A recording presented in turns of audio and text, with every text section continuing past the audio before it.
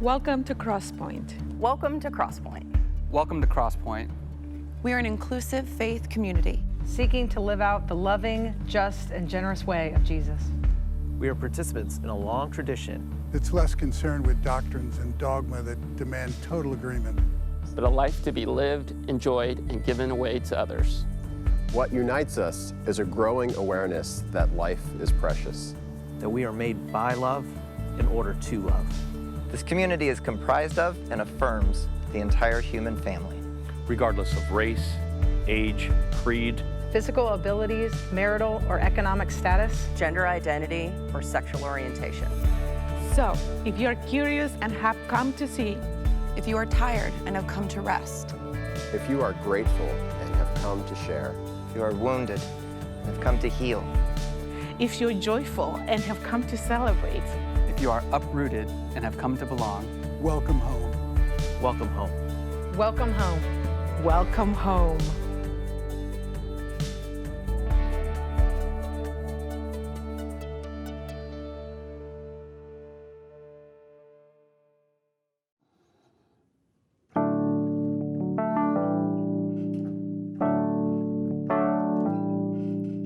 Emily, I believe there ain't much or nothing that we can change in this world, except for our own mind and heart to be more kind and brave in the face of it all. See, everyone feels like a victim inside, full of pride, ever righteous and true. Don't we all get offended when things just don't bend in the way we're convinced they should do? Emily, I believe that there's not a single mind that you will change in the end, except for your own one. And once you have grown some, this song might make sense to you then. See, everyone's frightened inside. We tend to hide from ourselves as we put up our walls. You know you will never make anyone better by shouting them down at the mall. Emily, I can see deep down we both agree.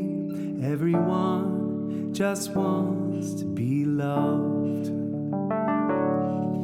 but our souls can't be free from the burden to be uncorrupted when push comes to shove.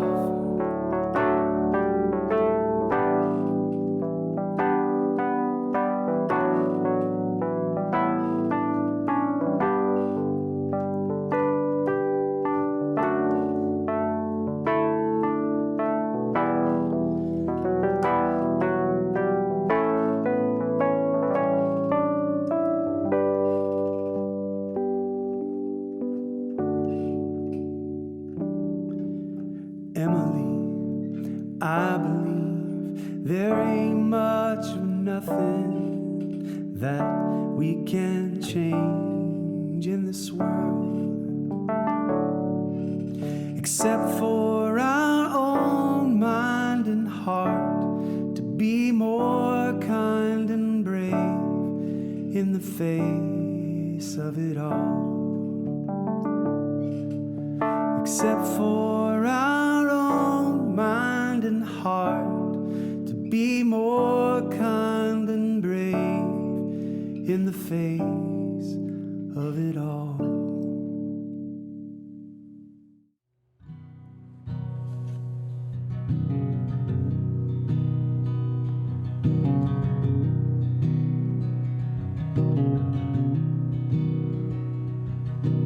see me by the river, praying over storms. It's hard to let go of the things I think I need. And if I lose my vision, may I use your eyes to see just where it is I need to be. Oh, pride won't get us where we're going. It's made a life of standing in the way of all the beauty this world has worth knowing. Oh, pride won't get us where we're going. Oh, pride won't get us where we're going. Truth will keep on shining like the morning sun, brighter than troubled winds can blow. And if you lose your vision, you can use my eyes to see just where it is you need to go. Oh, pride won't get us where we're going. It's made a life of standing in the way of all the beauty this world has worth knowing. Oh, pride won't get us where we're going. Oh, pride won't get us where we're going. And oh, we're finally free to know the gravity, but we can overcome, we can overcome, we can overcome, we can overcome. Oh, pride won't get us where we're going. It's made a life of standing in the way of all the beauty this world has worth knowing. Oh, pride won't get us where we're going. Oh, pride won't get us where we're going.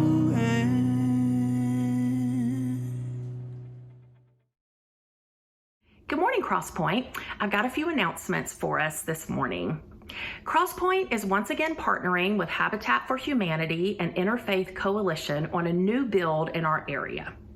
Habitat partners with homeowners, volunteers, and other organizations in our community to provide safe and affordable housing.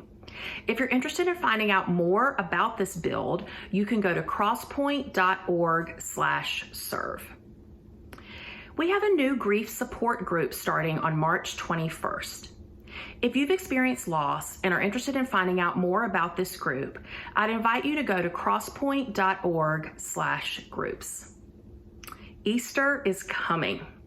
On Easter Sunday, we are going to have 2 identical services at 9 a.m. and 11 a.m. And in order to disperse the crowds, to create a good environment for guests that might attend, we're asking you to partner with us in a ticketing system. So you'll go to crosspointe.org. Right there on the main page, you'll see a link to register for tickets. You're going to register for anyone that's going to attend the main service in the auditorium. The tickets are totally free. You do not have to bring them with you on Sunday morning, but by working with us to do that, we'll have an idea of what to expect that morning. There are lots of ways for you to partner with us financially at Crosspointe. You could do it the old-fashioned way by cash or check. You can go to crosspointe.org/contribute to give online, or you can text crosspointenc to 77977 to give by your smartphone. Thanks so much for being here with us this morning.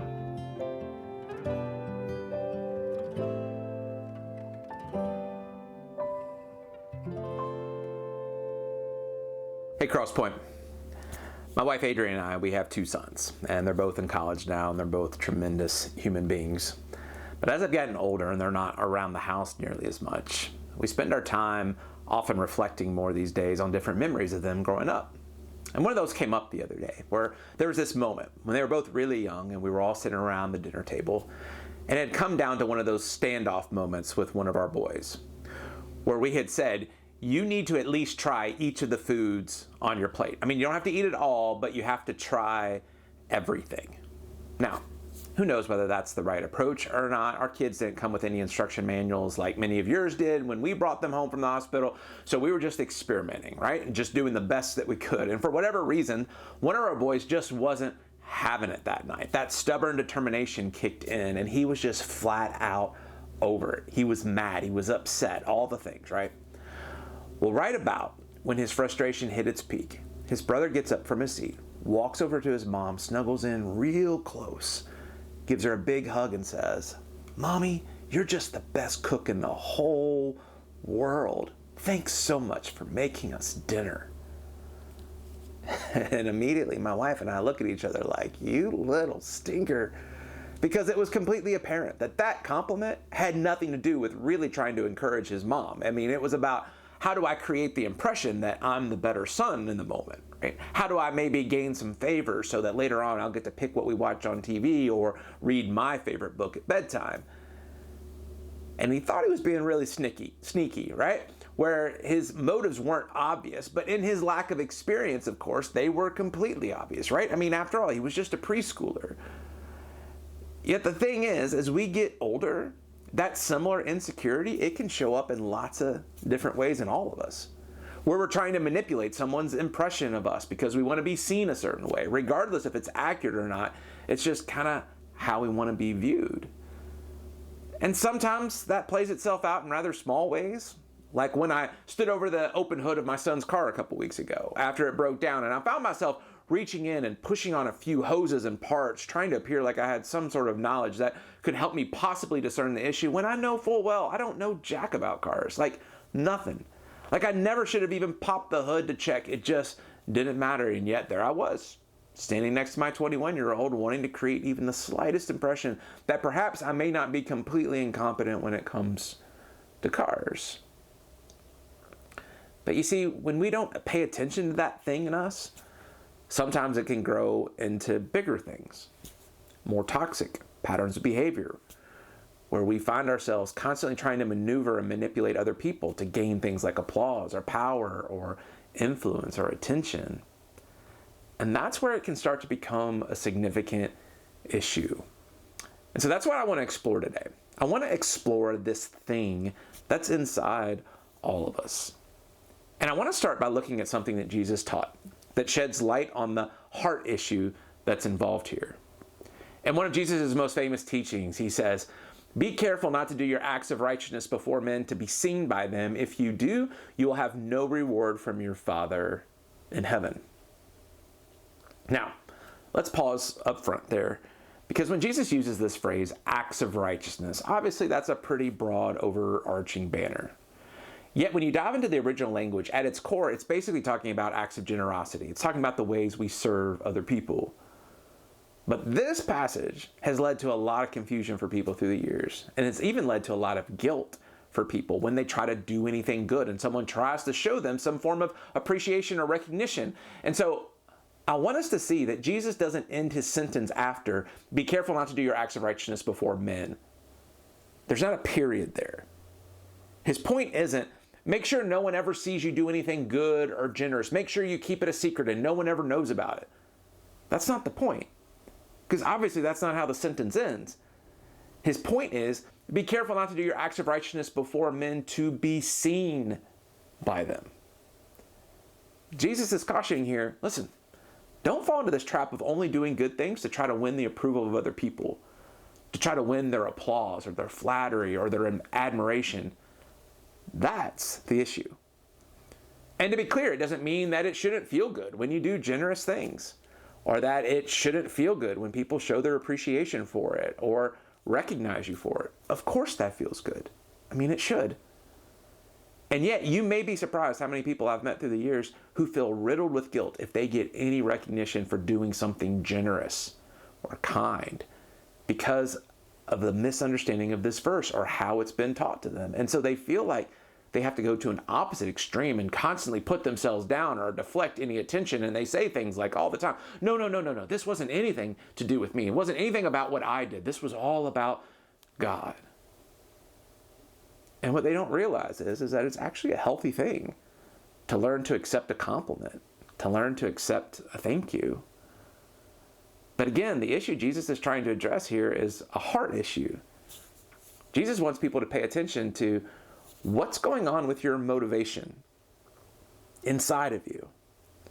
And from the context, it seems that he's specifically talking to religious leaders here in the text. And he says, if you make any of these acts of righteousness about controlling people's perception of you, then you won't actually experience any genuine reward for that. You won't actually experience any real joy or gratitude or commitment, because that isn't what you're actually after. Now, in order to further illustrate his point, Jesus offers some specific examples. Look at what Jesus says next. He says, so when you give to the needy, do not announce it with trumpets as the hypocrites do in the synagogues and on the streets to be honored by men. I tell you the truth, they have received their reward in full. Now, Jesus isn't giving a hypothetical here. He's calling out practices that were common at the time, where certain religious leaders would do this very thing. They would have trumpets parade in front of them, and then they would pass out food to the poor. Like, they would literally have trumpeters go before them, blowing their horns as they would pass out food, essentially communicating, hey, everybody, look at all the good and righteous things we're doing. Look how spiritual and righteous we are. Now, give us your loyalty and let us stay in power, and we'll make sure you're taken care of. If you remember the phrase bread and circus from ancient history class, this is what was happening. And if you pay attention in our culture today, it's happening still all over the place in different ways. But again, giving bread to the poor wasn't wrong. Rather, it was their motivation behind it. It was gross. It was manipulative. And so Jesus refers to the people who did this as hypocrites. Now, the word hypocrite is a fairly common used word in our culture today. But when you search throughout historic literature, Jesus was actually the first person to use the word hypocrite in this kind of context. Up to this point in history, hypocrite was only used as a Greek term to refer to an actor in a theatrical play. And so Jesus takes this word hypocrite, this theater term, for someone who would put all their energy and effort into portraying a character on a stage for an audience, and he applies it to people in their everyday life, trying to appear of all things religious, trying to appear spiritual and close to God. And notice what Jesus says about them. He says, I tell you the truth, they have received their reward in full. So what's the reward that he's referring to? Well, it goes back to what they're after in the first place, right? What they're after is to be seen, to be perceived in a certain way, to get that hit of approval that makes them feel superior. And so Jesus says, listen, they've gotten exactly what they wanted. They've received the reward they were actually after, and they've received it in full. Then Jesus goes on to give other specific examples to illustrate his point. He says, and when you pray, do not be like the hypocrites, for they love to pray, standing in the synagogues and on the street corners, to be seen by others. Truly, I tell you, they have received their reward in full. And when you pray, do not keep on babbling like pagans, for they think they will be heard because of their many words. Do not be like them, for your Father knows what you need before you ask him. Jesus is like, listen, you've seen people making a spectacle of themselves praying, using all sorts of high and lofty religious vocabulary and just going on, thinking that that will somehow portray them as in a certain way or impress other people, where they come off as extra holy or super spiritual or super connected to God because they use this fancy language and go on and on and on. And Jesus is flat out like, yeah, don't be like them. Don't be like them. Jesus says there's plenty of those people. And again, they're getting the reward they're after. But instead, the invitation Jesus keeps insisting on is pay attention to what's driving and motivating you on the inside. Where you ask questions like, am I actually motivated to help meet the needs of other people? Do I want to participate in the good and beauty and resurrection in the world? Jesus is like, are you motivated to connect more with God's heart and what God is up to? Then great. lean into all those things. But if this is really about you winning and manipulating the approval of other people, if this is about you trying to elevate your own social or spiritual standing in the eyes of others, then you need to reevaluate those motives. You need to wake up to what's going on inside of you. Now, here's the thing that we all have to be honest about. For the vast, vast majority of us, we can agree with this idea in principle, but we also have to admit that that's no easy task to not get caught up in what others think, to not become overly concerned with others' perceptions of us, or to be hungry or desperate for others' approval. And it's not an all or nothing thing for most of us. I mean, some of us don't care about what strangers may think of us, but we can find ourselves overly obsessed trying to win the approval of a loved one, a spouse, a kid, a parent, someone at work or school or congregation. For many of us, it's just a reality we struggle with. And we'd turn it off if we could, but we can't. And there's a handful of reasons for that, but for some of us, whether we like it or not, it's just been shaped in us. Maybe you had a parent that was absent when you were younger, or you had a parent who was overly critical of you, where you never felt like anything you did was good enough. Maybe it wasn't a parent. Maybe it was some other authority figure in your life. Maybe you were abused or bullied by someone when you were younger. Maybe it was something else. Maybe there was just a set of circumstances you grew up around and you found yourself constantly having to figure out and to navigate. But regardless of the circumstances, the result is you now find yourself going through life today constantly feeling like you don't measure up somehow, constantly feeling invalidated, even ashamed. And so you find yourself spending a lot of energy trying to control others' impressions of you, trying to get their validation and approval. But here's the frustrating catch-22 about that. You and I, we can't ultimately control what other people think about us, no matter how hard we try. We just can't. We have zero control over that. So what ends up happening is that threatens our sense of security and how we want to be perceived. And that makes us insecure. Does that make sense? We desperately try to find security in what other people think about us. But since we can't control that, we stay insecure. And it's this destructive, exhausting, enslaving cycle that robs so many of us from life and contentment and peace. And so what I want to do with the rest of our time today is I simply want to try to shed some light on some things around this topic and hopefully offer some thoughts and reminders that will be helpful to each of us moving forward. So here's one. A desire for approval and validation, understand, is a normal, healthy thing, especially when we're younger. Again, Jesus isn't coming after that desire. Jesus is coming after people trying to use good deeds in the name of religion or the performance of religious practices as a way to improve one's own standing, to improve one's own press clippings, often to gain or maintain power and control. But the desire for approval and validation, that is a normal, healthy thing. Again, especially when we're younger. Because when we're younger, we're all trying to figure out how to get or maintain an authority figure's approval, whether that's a parent or a guardian or a coach. We're all doing that. And a normal dose of approval and validation helps with the development of a healthy ego, a healthy view of one's own self, which is why in healthier contexts, you'll often see a young child being told, wow, look how kind you are. Wow, you're so good at sharing. You just give the best hugs. You know what? You are so smart, so thoughtful. Hey, do you know how thoughtful, do you know how special you are? Do you know how much I love you? You're so awesome.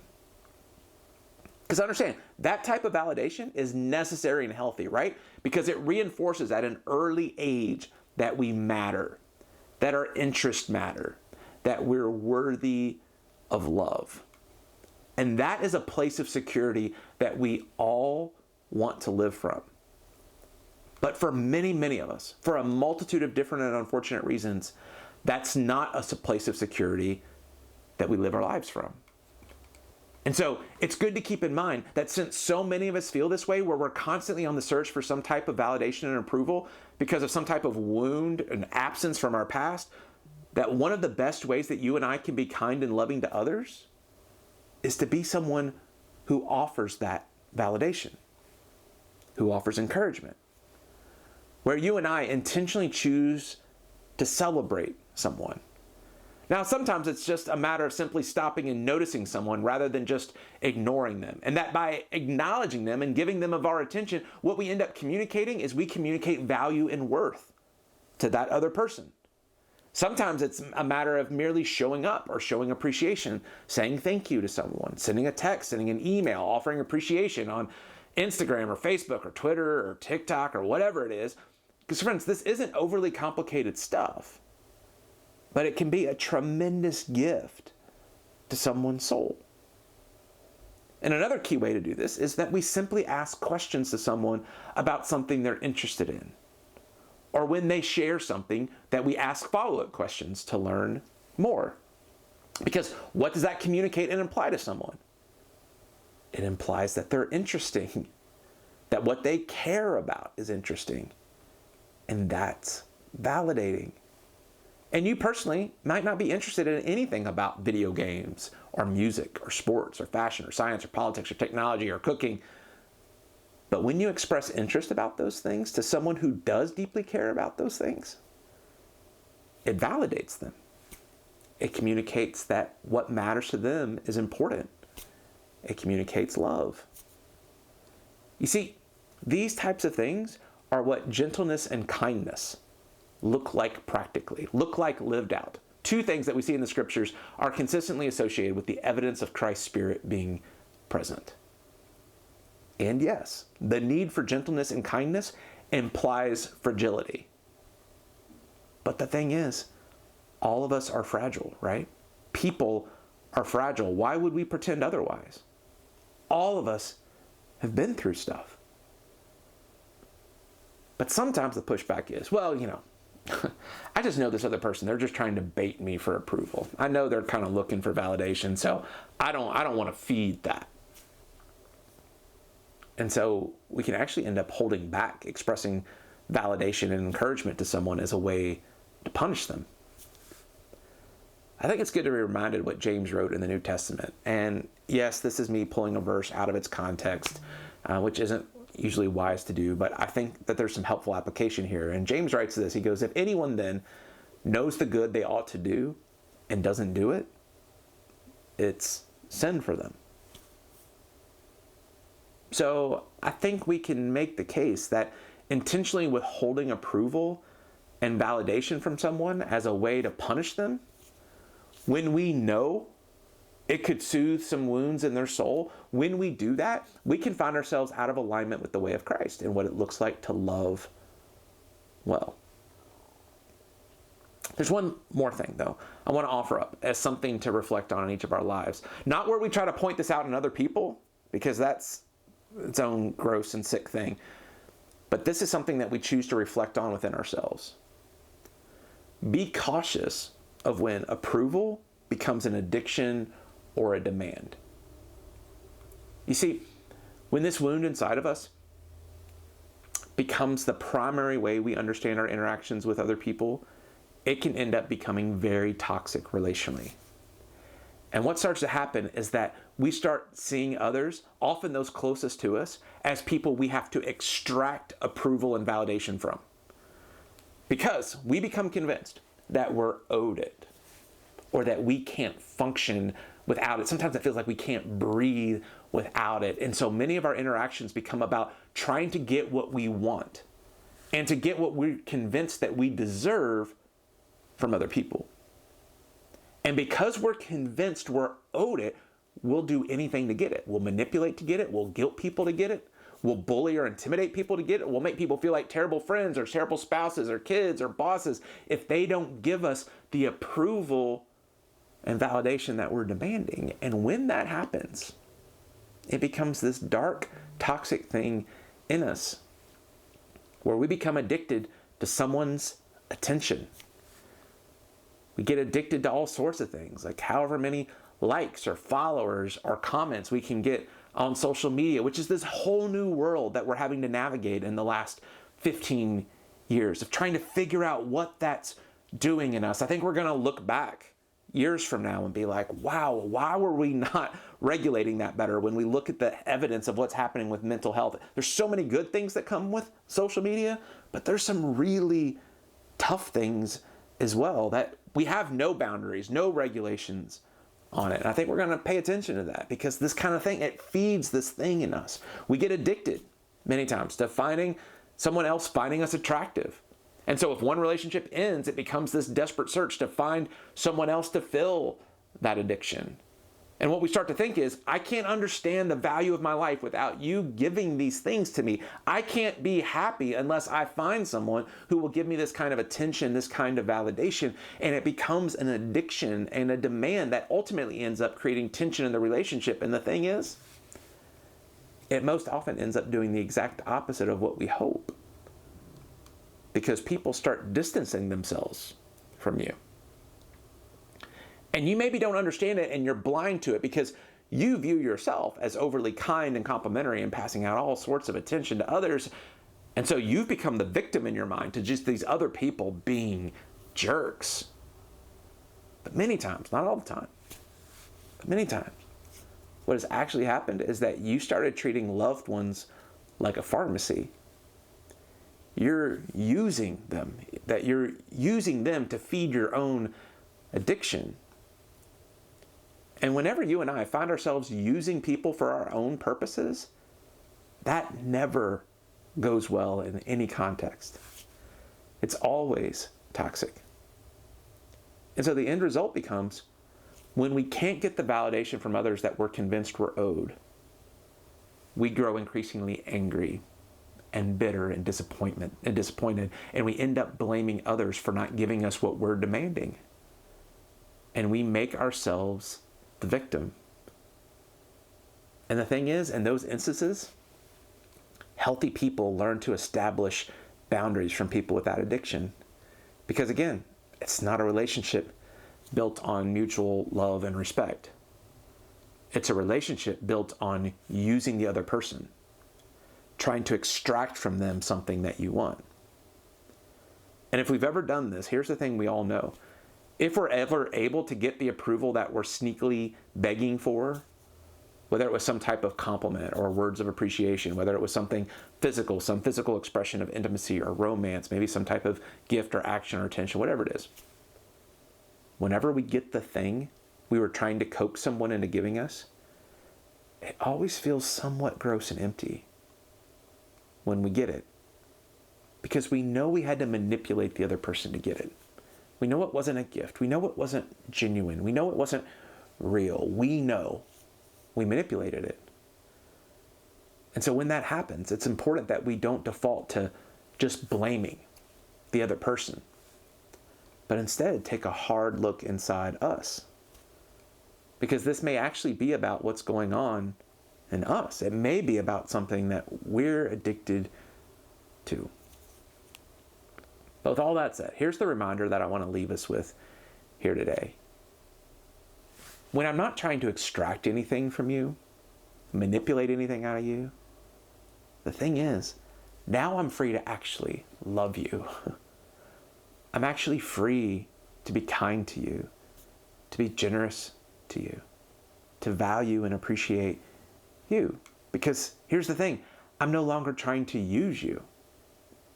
And when I'm no longer trying to use you to extract something from you, friends, that changes everything relationally. So Crosspointe, here's to being people that continue to learn from the ways and teachings of Jesus. That we pay attention to what kind of hit, what kind of reward that we're actually after when we try to do good in the world, to do good to other people. That we pay attention to other people, recognizing that all of us are carrying wounds, and that one of the best ways we can love others is to find ways to validate them with our interest, our questions, our time, our words, our attention. And that we pay attention to ourselves.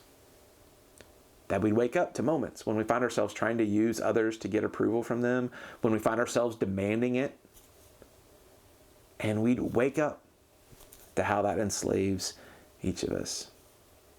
And we'd wake up to what it looks like to actually love others and be free. Much love, Crosspointe. We'll see you next week.